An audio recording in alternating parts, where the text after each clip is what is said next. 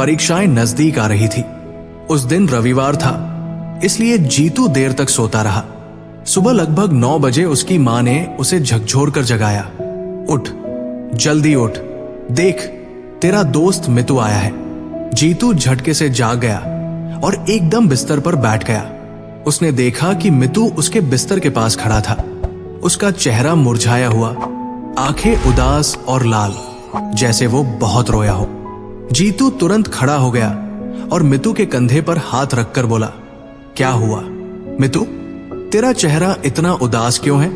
मितू ने जीतू की मां की तरफ देखा। शायद वो मां की मौजूदगी में कुछ कहना नहीं चाहता था। जीतू समझ गया और बोला, ठीक है, मैं जल्दी से ब्रश करके नहा लेता हूं। मम्मी, तब तक तुम मसाले वाला दूध बना दो, हमें चाय नाश्ता करके लाइब्रेरी पढ़ने जाना है। मां मुस्कुराते हुए हाँ कहकर रसोई में चली गई। थोड़ी देर बाद दोनों दोस्त नाश्ता कर रहे थे। तभी मंदिर वाले कमरे से घंटियों की आवाज के साथ दादाजी की आरती की मधुर धुन सुनाई दी। जय जगदीश हरे, ओम जय जगदीश हरे।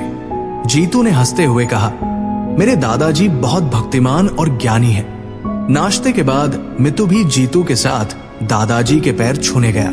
फिर दोनों दोस्त लाइब्रेरी के लिए निकल पड़े। लाइब्रेरी में एक शांत कोना ढूंढकर दोनों बैठ गए। जैसे ही वे बैठे, मितू ने जीतू का हाथ पकड़ा और रोते हुए बोला, जीतू, मैं इस बार भी पास नहीं हो पाऊंगा। इस साल दोनों टेस्ट में मैं फेल हो गया था। पापा ने मुझे बहुत डांटा, मम्मी ने भी खूब झगड़ा किया। कल रात से मेरा मन परेशान है, मुझे नींद भी नहीं आई। जीतू उसकी बातें चुपचाप सुनता रहा। फिर बोला, ऐसे निराश मत हो दोस्त, अभी परीक्षा में कई दिन बाकी है। अगर तू चाहे तो अभी भी इतना तैयार कर सकता है कि पास हो जाए। लेकिन मितू कहां मानने वाला था। वो पूरी तरह हताश हो चुका था। उसके दिमाग में बस एक ही बात घूम रही थी कि वो इस बार भी फेल हो जाएगा। मितू ने आगे कहा, अब मेरे पास 2 ही रास्ते बचे हैं, या तो ड्रॉप ले लूं या फिर आत्महत्या कर लूं। जीतू ने उसका हाथ थाम कर कहा, नहीं दोस्त, एक तीसरा रास्ता भी है, अगर तू माने तो। मितू ने उत्साह से पूछा, कौन सा? जीतू बोला, तुझे पता है, मेरे दादाजी माताजी के बहुत बड़े भक्त हैं। हमारे समाज और गांव में ही नहीं बल्कि आसपास के 7 गांवों में उन्हें दादा गुरुकों के नाम से जाना जाता है। लोग उनके पास अपनी मुश्किलें लेकर आते हैं, उनके पैर छूते हैं और दादाजी की सलाह से उनके सारे काम हो जाते हैं। इसके लिए दादाजी को कुछ खास करने पड़ते हैं। मितू ने आश्चर्य से पूछा, क्या तेरे दादाजी मुझे परीक्षा में पास करा सकते हैं? जीतू ने जवाब दिया, हाँ, लेकिन इसके लिए तुझे दादाजी के पैर छूकर उनका आशीर्वाद लेना होगा, उनकी बात माननी होगी और जैसा वे कहें वैसा करना होगा, फिर तू जरूर पास हो जाएगा। मितू ने कहा, ठीक है, कल सुबह जब दादाजी मंदिर में आरती कर रहे होंगे मैं आऊंगा और उनका आशीर्वाद लूंगा।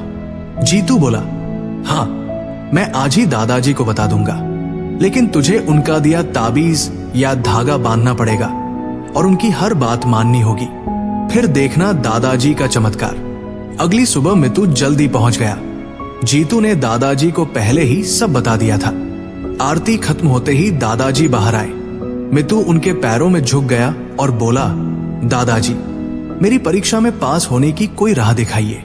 दादाजी ने पहले से तैयार एक ताबीज निकाला और उसे देते हुए कहा, मितू बेटा, इसे अपनी दाहिनी बाजू पर कोहनी के ऊपर शर्ट के अंदर बांध ले।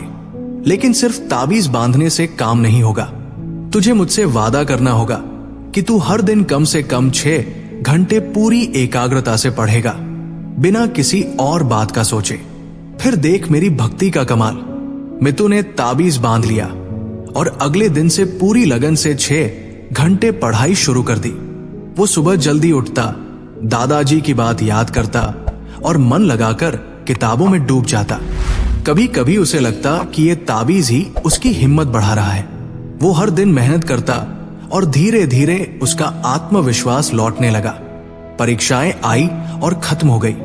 कुछ दिनों बाद नतीजे आए। मितू पास हो गया था।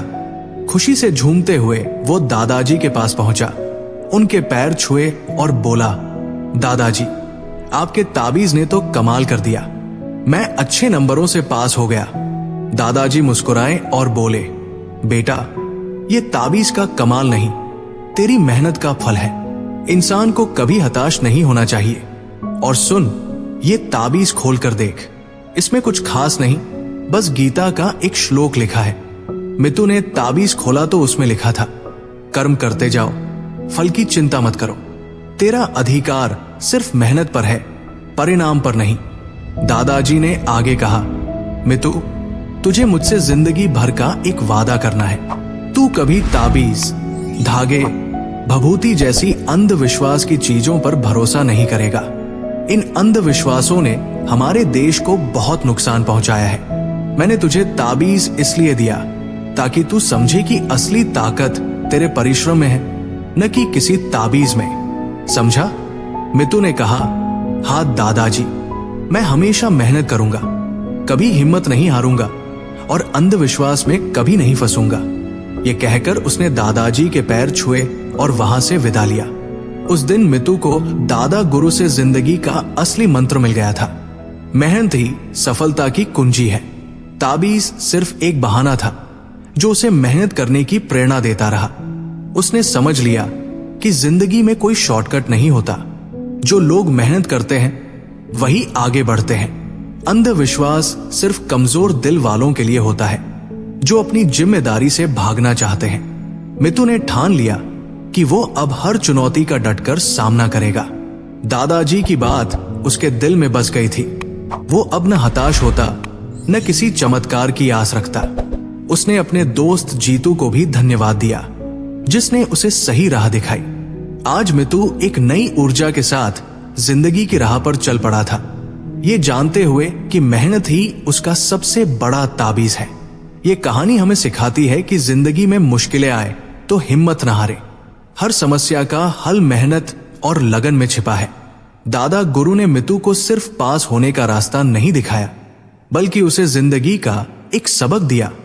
अंधविश्वास पर भरोसा करने की बजाय अपनी मेहनत पर यकीन करो। तो चलो हम भी हर दिन मेहनत करें, अपने लक्ष्य की ओर बढ़े और समझे कि असली चमत्कार हमारे अपने हाथों में है।